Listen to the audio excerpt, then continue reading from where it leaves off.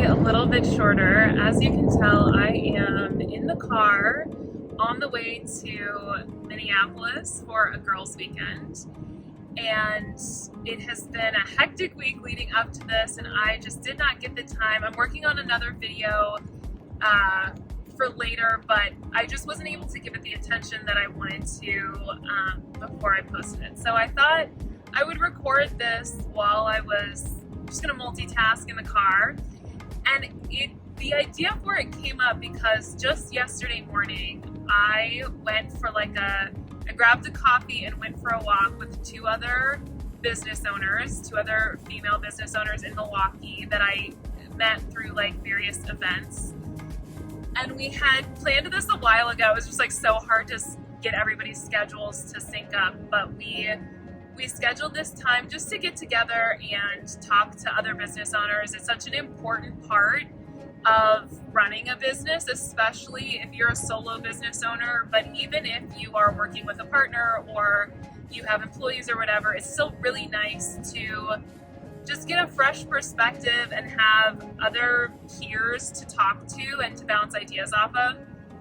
And so that's why we got together and had our coffee. It was a gorgeous morning, perfect weather, perfect fall weather. So it was really lovely anyway.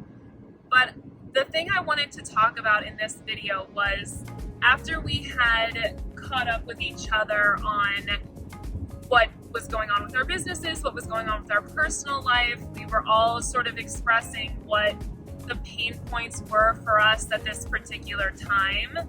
We're in similar time frames in terms of how long we've had our businesses. Obviously, there's a little bit of differentiation on either end, new or old or whatever, but I think we are experiencing similar struggles. And so after we got done expressing those struggles, one of the women said to myself and the third woman, "What can I do to support you?" Or how can I help? What can I offer to help you with what you're currently struggling with? And I just think that first of all was so kind of her and generous of her. And also I've had other get-togethers with women where they've said a similar kind of thing, how can I support you? And it's so comforting every time you hear it. It's such a lovely thing to hear from someone coming from a really selfless place of wanting to support you without necessarily asking for anything back. And it just made me think that it's something that we should all be asking each other more, especially as small business owners, that coming from a place of genuinely wanting to help someone, especially those of us who are trying to do all the things all by ourselves, and a lot of those things are things that we have no real formal training in, or the only experience we have in finance or marketing or project management is just what we've done in our own business, which usually isn't enough experience. And so I loved hearing that from her. And what's funny about it too, I think if we get ourselves into a habit of asking that question more regularly, it also prompts us to have answers to the question ready, because she asked that of both of us, and both me and the other woman were great question. I don't have an answer for you right this second. And it's because I think we're not used to asking for help, and we're not super used to other people just flat out asking, how can I help? How can I support? I think there are a lot of times where people say, well, let me know if there's anything I can do, but it doesn't necessarily, it's sort of as a button to the end of a conversation, and it's not so much a really intentional ask.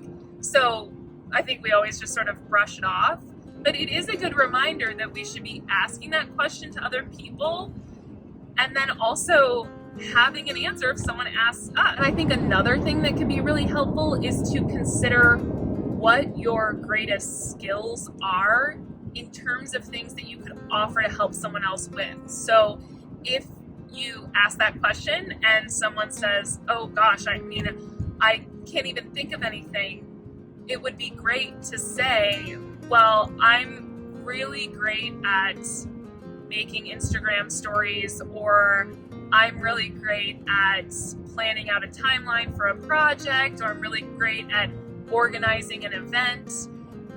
Have those sort of the things that not only you're good at, but that you really enjoy doing, so that if somebody calls you up and asks you for a favor when you're already stretched really thin, it won't be something that feels like such a burden. It'll feel like something that lights you up and energizes you and really gives you the satisfaction of having helped someone do that, because you also enjoy it yourself.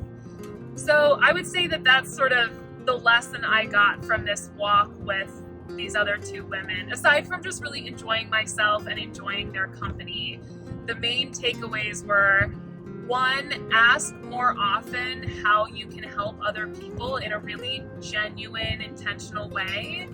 Two, have answers to that question ready yourself, because if someone asks you that, you want to take advantage of the opportunity to allow someone's generosity to benefit you, and then continue that relationship for both of you. And three, have answers ready for things that you could help someone else with. If they get tongue-tied by that question when you ask, you can offer up some ideas of things that you really feel strong about, and that you can offer up your help without much extra work on your end. So I hope you enjoyed this quick little video. I also hope that you can find a way within the next week to offer up genuine help to someone else who really needs it, whether it's a small business owner or just someone else in your life that you know needs help. And if you enjoyed this video, I'd love for you to hit the like button and also subscribe. It helps me reach other business owners like you for these short little videos and for my longer, more in-depth videos. And hopefully I will see you in the next one.